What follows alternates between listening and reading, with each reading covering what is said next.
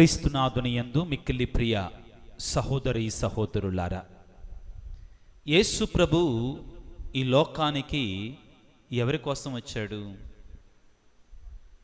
ఎవరి కోసం వచ్చాడు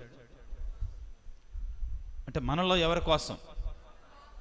పాపుల కొరకై వచ్చాడు. ఎవరి కోసం వచ్చాడండి? మరి మంచోళ్ళ కోసం రాలేదా? మరి ప్రభు అలా అంటున్నాడు కదా, నేను పాపుల కోసమే వచ్చాను అంటున్నాడు కదా.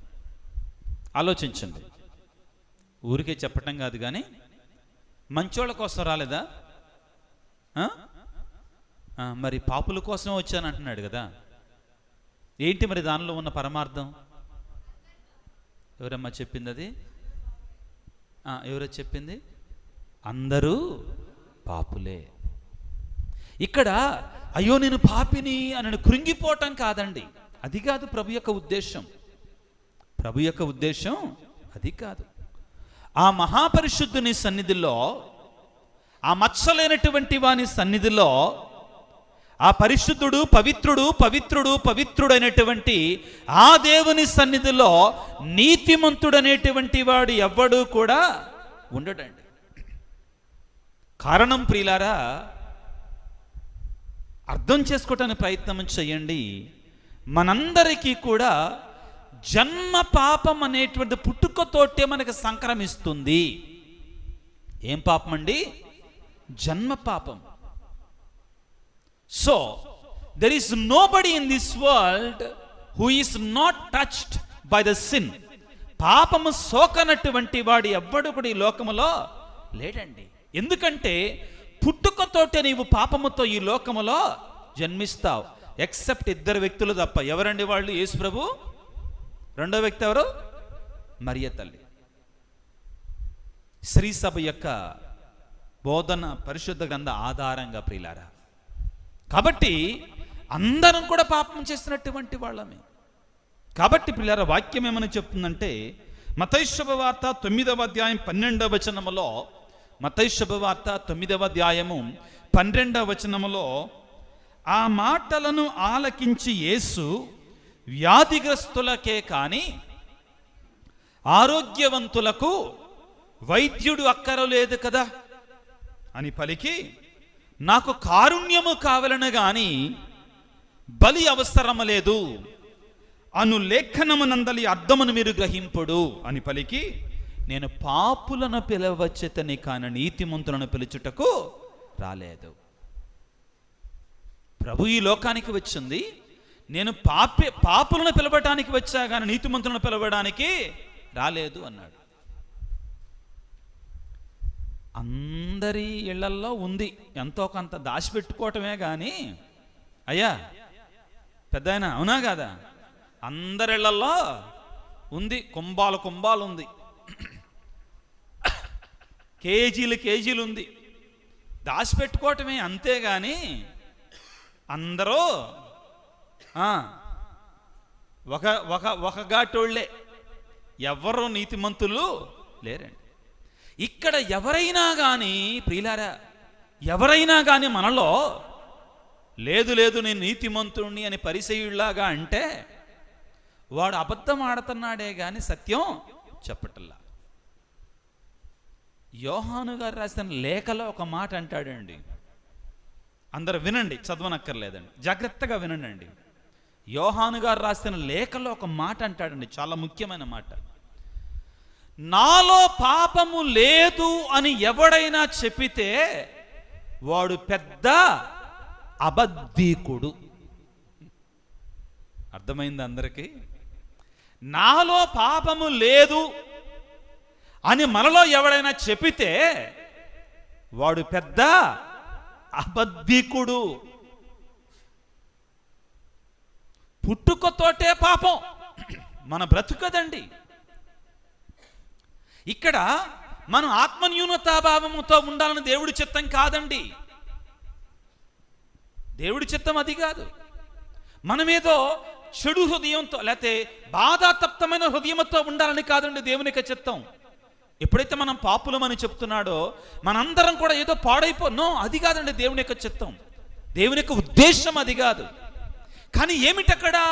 నా కృప మీకు కావాలి, ఏం కావాలి? నా కృప నేను మీకు ఇవ్వడానికి సిద్ధముగా ఉన్నాను. నా దగ్గరికి రండి, నా దగ్గరికి రండి. ఇదండి దేవుని యొక్క ఉద్దేశం, ఇది దేవుని యొక్క తలంపు ప్రియులారా. రోమపత్రిక 3వ అధ్యాయం వాక్యాన్ని చదవండి. రోమపత్రిక 3వ అధ్యాయము 10వ వచనాన్ని ఒకసారి చదువుకున్న పిల్లారా, తెలిసినటువంటి వాక్యమే. ఏలయనగా రాయబడిన విధముగా నీతిమంతుడు ఎవ్వడునూ లేడు, ఏ ఒక్కడు కూడా లేడు, ఏ ఒక్కడు కూడా లేడు. నీతిమంతుడు ఎవడో కూడా లేడు, ఏ ఒక్కడు కూడా లేడు. అతైతే ఎవడో నీతిమంతుడు లేడు కాబట్టి మనం పోయి పాపాల మీద పాపాలు చేద్దాం, అది కాదండి ఉద్దేశం. మనం అర్థం చేసుకోవాలి. మీకు అందరికీ ఒక ప్రశ్న, అందరు ఇటు చూడండి. కొన్నిసార్లు మనం ఎండాకాలం కిటికీ తీయగానే సూర్యకిరణాలు ఎక్కడ పడుతుంటాయి? ఇంట్లో పడుతుంటాయి. మీరు చదువుకున్న పిల్లలు, ఆ సూర్యకిరణాల్లో ఏం కనపడతాయి? ఏం కనపడతాయి? పర్లేదు చెప్పండి, తెలిసింది చెప్పండి. ఆ సూర్యకిరణాల్లో ఏం కనపడతాయి అండి? చెప్పమ్మా, గట్టి చెప్పు. ఏం కనపడుద్ది? డస్ట్ పార్టికల్స్, ఆ దుమ్ము కణాలు కనపడతాయండి, దుమ్ము ధూళి కనపడతాయి. మీకు అందరికి ఒక ప్రశ్న, ఆ దుమ్ము కట్టగట్టుకొని వచ్చి ఆ సూర్యకిరణాల్లో ఆగింది కదా, లేకపోతే గదంతా ఉందా దుమ్ము?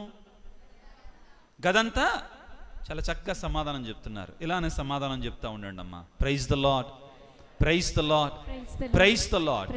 గదంతా దుమ్ము ఉందండి, మరి ఎందుకని ఆ సూర్యకిరణాల్లోనే కనపడుతుంది? అక్కడ ఏముంది?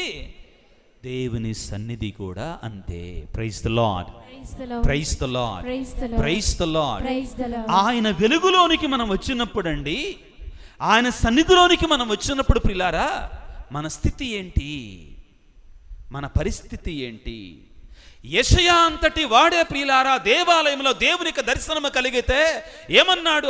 నేను చెడుతిని కదా, నేను చచ్చుదును కదా అన్నాడంటే, మనం ఎంతటి వాళ్ళమండి? మనం ఎంతటి వాళ్ళం ప్రియులారా? ప్రతి ఒక్కళ్ళము కూడా పాపులమే ప్రియులకు, దేవుని బిడ్డలారా. వాక్యాన్ని తీసుకున్నప్పుడు కీర్తన 14:3వ వచనాన్ని చదువుకుందాం. 1 నుంచి చదువుకున్నా పర్లేదండి, కానీ కొద్ది పొడుగ్గా ఉంటుంది. 14వ కీర్తన 14:1వ వచనం నుంచి చదవండి దయచేసి. దేవుడు లేడని మూర్ఖులు తమ హృదయములో తలంతురు, వారు దుష్టులై ఘోర కార్యములు చేయుదురు. మంచిని చేయువాడు ఒక్కడునూ లేడంటండి. మరి కలికాలంలో, మరి ఆధునిక ప్రపంచంలో ప్రియులారా, ఎవరిని బట్టి నా ఇష్టం వచ్చినటువంటి జీవితాలేనండి. లెక్కలేదు. దేవుడంటే భయం లేదండి, దేవుడంటే భయం లేదు. వాడికి బండి చేతికొస్తే ఆ బండిలో కొద్దిగంత ఒక 50 రూపాయలు కొంతమంది అయితేనండి, ఆ 50 వాడి దగ్గర ఉంది, ఎక్కువ కూడా ఉండవు. ఆ 50 పోసిన తర్వాత వాడు ఎలా ఫీల్ అవుతాడండి? రై ఎట్టా? అవునా కాదండి? అది ఎక్కడో సట వద్దండి, కానీ జరుగుతున్న వాస్తవాలండి. కొట్టిన తర్వాత ఏం చేస్తాడు? అప్పుడు దాకా రయ్యమన్నప్పుడు అన్నటువంటి వాడు ఇప్పుడు ఆసుపత్రి మీద బెడ్ మీద ఒయ్యి అంటాడు, వాళ్ళు నొక్కుతా ఉంటే. స్థితిదండి మనిషిలో చపల చిత్తం అండి, కోతి బుద్ధి. ఏం బుద్ధి అండి? ఇది మనస్తత్వం అండి. మనిషి బాధపడాలండి, భయం లేదు. ఏం లేదండి, భయం లేదు. నిన్న ఒక మాట చెప్పానండి, ఆ శిలువ మీద ఉన్నటువంటి కుడి ప్రక్కన ఉన్న దొంగవాడు ఎడం ప్రక్కన ఉన్న దొంగవానితో ఒక మాట అంటాడండి. ఆ మాట చాలా ముఖ్యమండి. పరిశుద్ధాత్మ వరాలలో కూడా ఈ మాట ఉంటుందండి. ఏంటి? నీకు దైవ భయము లేదా? నీకు దైవ భయము లేదా? వాడికి లేదు, ఉండటం లేదండి. భయం లేదు మనకి. చెడు కార్యాలు, ఎంత దుర్మార్గపు కార్యాలు, అద్దు లేదండి, అదుపు లేదు మనలో. అమ్మ చెప్తే అమ్మ మీద తిరగబడతాం, నాన్న చెప్తే నాన్న మీద తిరగబడతాం. ఏంటండి అసలే ఒక్కరు లేకపోతే ఇద్దరు వీళ్ళేం గడగడలాడిపోతుంటారు పిల్లల గురించి. సత్యాలండి ఇవన్నీ కూడా. ప్రియ దేవుని బిడ్డలారా, మనందరిలో కూడా ఆ దైవ భయం ఉండాలండి. ఆ దైవ భయం ఉండాలి దేవుని సన్నిధికి వచ్చినప్పుడు. ఇందాకలా చెప్పాను కదా, ఆ దేవుని యొక్క వెలుగులో మన స్థితి ఏంటి, మన పరిస్థితి ఏంటి మనకు తెలియాలి ప్రియులకు దేవుని బిడ్డలారా. ఇదిగో ఆ దేవుని నుండి పూర్తిగా దూరమైన తర్వాత దుడుకు చిన్నవాడి విషయంలో లూకాసు సువార్త 15వ అధ్యాయం 14వ వచనంలో ఏమనుంటుందండి? అక్కడ 13వ వచనంలో వాడికి ఉన్నదంతయో దుర్వినియోగం చేసుకున్నాడండి. వెచ్చలబడి జీవితం, ఇష్టం వచ్చినట్టు జీవిస్తే బండ్లు ఓడలు అవుతాయి, ఓడలు బండ్లు అవుతాయి, అంతే కదండి. కూర్చొని తింటే కొండలు కూడా అంతే. ఇది ఫాదర్ గారు ఇందాకల ప్రార్థనలో ఒక మాట చెప్పారండి, చాలా నచ్చింది. ఏంటంటే శారీరకమైన లౌకికమైనటువంటిదే కాదండి, ఆత్మీయ జీవితానికి కూడా అన్వయించుకోవాలి. ఈ కూర్చొని తింటే కొండలు కూడా కరిగిపోతాయి, కష్టపడకుండా శ్రమించకుండా పాటుపడకుండా ఇక తింటా ఉంటే ఏమంటే కొండలు కూడా. ఆత్మీయ జీవితం కూడా అండి, దేవుని వరాలు కూడా అంతే. ఆయన సన్నిధికి రాకుండా ఆత్మీయంగా కష్టపడకుండా ఏంటి ఈ రోజుల్లోనండి ఎలా వచ్చారు గుళ్ళోకి వచ్చి ఏం చేస్తున్నాం? చేతులు వెనగ్గట్టుకోవటం, లేకపోతే చేతులు జేబులో పెట్టుకోవటం, ఇది అలవాటైందండి. నడి పూజలో కూడా దుర్మార్గం. No, you have to condemn it. ఇక్కడ ఏం జరుగుతుందండి? అలనాడు క్రీస్తు సిలువలో చేసినటువంటి ఆ రక్షణ బలియాగం ఇక్కడ జరుగుతుందండి. ఆ రక్షణ బలియాగం ఇక్కడ జరుగుతుందండి. మరొకసారి భయం, దైవ భయం లేదు. కొద్దిగా సేపు మోకాళ్ళ మీద ఉన్నామంటే మనం ఉండం. సినిమా టికెట్ కోసం మాత్రం గంట సేపు లైన్లో నిలబడమంటే నిలబడతాం. దుర్మార్గం. దేవుని సన్నిధికి వచ్చి చేతులు సరిగా కట్టుకోమంటే రాదు వీడికి. ఆ నాయకుడి దగ్గరికి, ఏ నాయకుడి దగ్గరికి ఏదైనా అవసరమైతే ఏ నాయకుడి దగ్గరికి, వాళ్ళ దగ్గరికి వెళ్ళి మాత్రం వంగి. ఇదండి మన పద్ధతులు ఇవి. సకలాన్ని ఇవ్వగలిగినటువంటి ఆ నాయకుడిని కూడా తయారు చేసినటువంటి ఆయన ఇవ్వంతే నిన్న మనం చదువుకున్నామండి. ఏమన్నాడు? నిన్ను సిలువ వేయుటకును విడిపించుటకు నాకు అధికారం కలదని నీకు తెలియదా అని పిలాతుడంటే ప్రభు ఏమన్నాడు? పైనుండి అధికారం నీకు ఇవ్వకపోతే ఒరే నీకు అధికారం పీకేశాడు దేవుడు. పిలాతుని దగ్గర నుంచి అధికారాన్ని ఏం చేశాడు? పీకేశాడు. మానవుల దగ్గర మనం లొంగుతున్నాం కానండి, మానవుల దగ్గర భయం ఉంటుంది కానీ ఏమనుకోకండి, పోలీసు వాడంటే భయం ఉంటుంది కానీ మనకి దేవుడంటే దౌర్భాగ్యం. ప్రియులారా, దేవుడు మనకి గొప్ప దీవెనిచ్చాడు. ఈ శ్రమల కాలంలోనైనా ఈ తపస్సు కాలంలోనైనా దేవా నేను పాపిని, నన్ను క్షమించయ్య. ప్రియులారా, తపస్సు కాల ప్రారంభము రోజునే దేవుడు ఒక మాట చెప్పాడు. ఏడ్పులతోనూ ఉపవాసముతోనూ నా వద్దకు తిరిగి రండి. ఎలాగ రావాలట? ఏడ్పులతోనూ ఉపవాసముతోనూ నా వద్దకు తిరిగి రండి. ప్రియ దేవుని బిడ్డ, మనందరము కూడా యేసు ప్రభు ఆ విధంగా సిలువను మోసుకొని వెళుతుండగా, కలువరి కొండను ఎక్కుతూ ఉండగా 8వ స్థలములో 14 స్థలాలలో ఏ స్థలమో నుండి ఏం చదువుకుంటామండి, ఏం ధ్యానం చేస్తాం? యేసు ప్రభువు యెరూషలేము కుమార్తెలకు ఓరట చెప్పుట. ఏమన్నాడు యేసు ప్రభు? ఏడవమన్నాడా ఏడవద్దన్నాడా? కరెక్ట్గా చెప్పండి. ఏడవద్దన్నాడా? అదే తొందరపాటు. నా కోసం ఏడవకండి, కానీ ఏడవండి. కానీ మీకోసం, మీ పిల్లల కోసం ఏడవండి. మీ పాత రోత పాప జీవితాలను బట్టి మీరు ఏడవండి. ఇక్కడ ఏడవటం అంటే 10 మంది ముందు పోయి అంటాం కదా. దేవుని సన్నిధిలో విరిగి నలిగిన హృదయముతో. ఎలాగండి? విరిగి నలిగిన హృదయముతో, ఏవా నేను పాపినయ్యా, నన్ను క్షమించయ్యా అని దేవుని వేడుకోవాలి. ప్రియులారా, ప్రతి దివ్య బలి పూజలో కూడా దేవుడు మనకి గొప్ప అవకాశాన్ని ఇస్తాడు. మన పాపాల కొరకై ప్రాయశ్చిత్తపడి దేవుని యొక్క అపారమైన అనంతమైన హద్దులు ఎలలేనటువంటి దీవెనను మనం పొందాలని దేవుడు ఆశపడుతున్నాడు. ఈ దివ్య బలి పూజలో మనం పాల్గొంటుండగా ఒక నిమిషం పాటు పశ్చాత్తాపముతో ప్రియులారా మనం చేస్తున్నటువంటి తప్పులని, పాపాలని జ్ఞాపకం చేసుకుందాం. బైబిల్ దయచేసి కింద పెడదాం ప్రియులారా, చేతులు జోడించుదాం, కళ్ళు మూసుకుందాం. ఒక్కసారి నేను ఎటువంటి పాపాలు చేశాను, ఎటువంటి చెడు క్రియలు చేశాను. ఇక్కడ పాపం అంటే ప్రియులారా ఓ పెద్ద పెద్ద పాపాలే అనుకోమాకండి. చిన్న దొంగతనమైన, అనరాని మాట ఒక మాట అన్నా కానీ, వ్యర్థుడా అన్నా కానీ నరకాగ్నికి పాత్రుడవుతాడు అంటున్నాడు ప్రభు చాలా స్పష్టముగా. నేను నీతిమంతుణ్ణి అనుకున్నటువంటి వానికి నీతి దొరకదో, నేను పాపి అన్నటువంటి వానికి పాప క్షమాపణ దొరుకుతుంది. దావీదు కుమారా, యేసయ్యా నన్ను కనికరించయ్యా.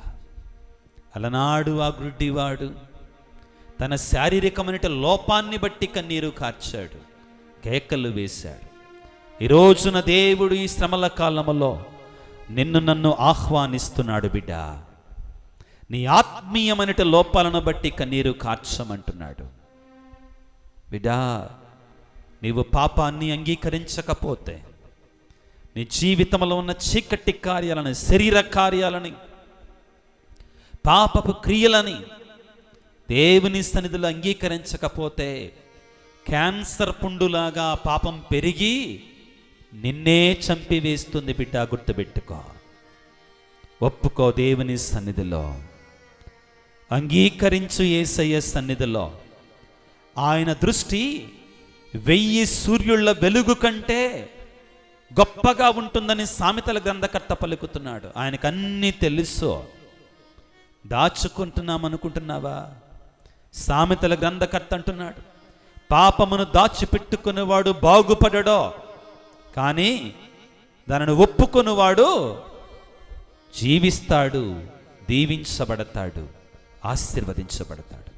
దేవా, పాపినయ్యా, నన్ను క్షమించయ్యా, నీ సన్నిధిలో ఉండడానికి యోగ్యుడను కాదయ్యా, ద్రోహిని తండ్రి, నేను సిలువ వేశానయ్యా, నా పాపముతో నిన్ను సిలువ వేశాను తండ్రి, నన్ను క్షమించు నాయన, నన్ను మన్నించు తండ్రి. యేసయ్యా, యేసయ్యా, ఓ యేసు రాజా, నీకే నీకే నీకే ద్రోహముగా పాపము చేశాను తండ్రి, నన్ను క్షమించు నాయన. నీ పరిశుద్ధాత్మను నాలో నుండి తీసివేయకయ్యా, నీ పరిశుద్ధాత్మను నాలో నుంచి తీసివేయక తండ్రి, నన్ను మన్నించు తండ్రి, నన్ను క్షమించు నాయన, నా పాపాలు క్షమించు తండ్రి. పాట నెంబరు 208.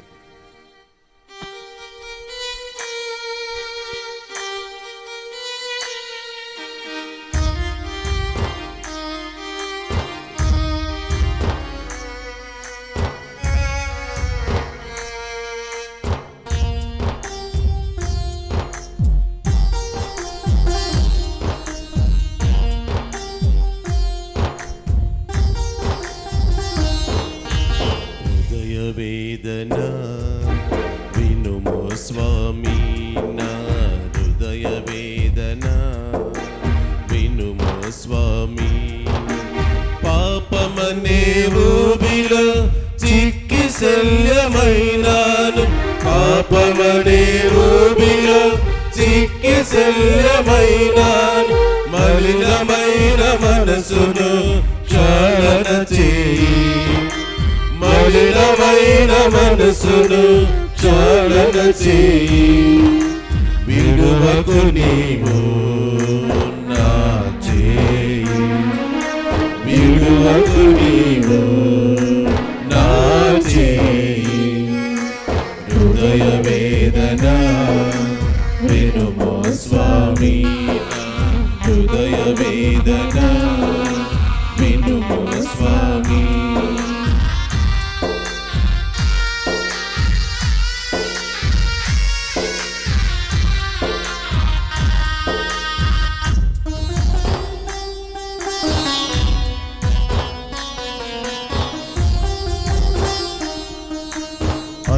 అదుపులేని నోటితో మాట మీరితి, దుడుకువాని రీతినే అనుసరించితి.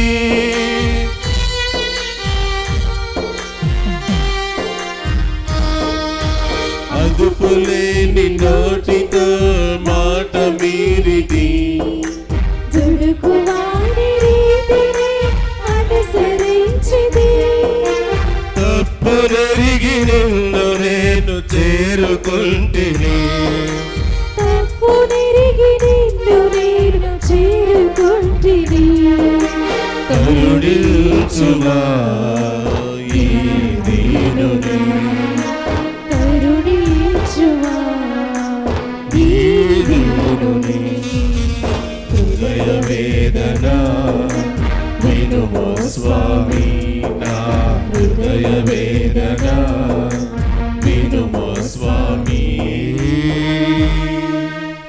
అందరము చేతులు జోడించి భక్తితో విశ్వాసంతో పశ్చాత్తాపముతో సర్వశక్తి గల సర్వేశ్వరుని చెంతను సహోదరి సహోదరులారా, నీతోనూ పాప సంకీర్తనము చేయుచున్నాను. ఏలయన తలంపు చేతను, వాక్కు చేతను, క్రియల చేతను, లోపము చేతను బహు పాపములు చేస్తుని. ఇది నా తప్పు, ఇది నా తప్పు, ఇది నా గొప్ప తప్పు. అందుచేత ఎప్పుడును కన్యకై ఉండడి పరిశుద్ధ మరే మాతను, సకల దూతలను, పునీతులను, సహోదరి సహోదరులారా, మీరును నా కొరకు మన కర్త అయిన సర్వేశ్వరుని ప్రార్థింపవలెనని బ్రతిమాలు కొనుచున్నాను. సర్వశక్తి గల సర్వేశ్వరుడు మనకు దయ చూపి మన పాపములను మన్నించి మనను నిత్య జీవితమునకు చేర్చుదురుగాక.